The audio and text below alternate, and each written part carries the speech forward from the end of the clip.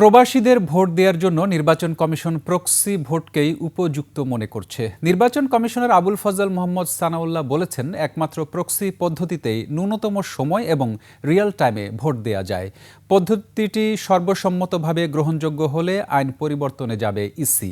শিউলি শবনমের report. বিশ্বের ৪০টি দেশে বসবাস করছে অন্তত ১.৫ কোটি প্রবাসী বাংলাদেশি। তাদের ভোট দেওয়ার সুযোগ দিতে শুরু থেকেই কার্যকর উপায় খুঁজছে বর্তমান কমিশন। বিষয়টি নিয়ে আগারগাঁও নির্বাচন ভবনে সংবাদ সম্মেলন করে ইসি। এতে নির্বাচন কমিশনার আবুল ফজল মোহাম্মদ সানাউল্লাহ জানান, পোস্টাল ব্যালট পদ্ধতি চালু থাকলেও এখন পর্যন্ত এই পদ্ধতিতে প্রবাসীদের কোনো ভোট কাস্ট হয়নি। তাদের আকাঙ্ক্ষা পূরণে আগামী নির্বাচনে প্রক্সি ভোটকেই কার্যকর মনে করছে ইসি। শিয়া বাটার ও ভিটামিন ই সমৃদ্ধ lily glam beauty soap. Lily, always beautiful.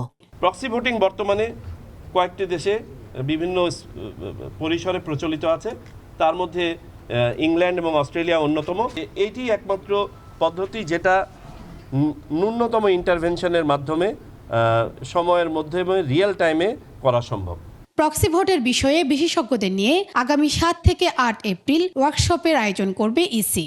এরপর রাজনৈতিক দলসহ বিভিন্ন পক্ষের সাথে আলোচনার মাধ্যমে নেওয়া হবে চূড়ান্ত সিদ্ধান্ত।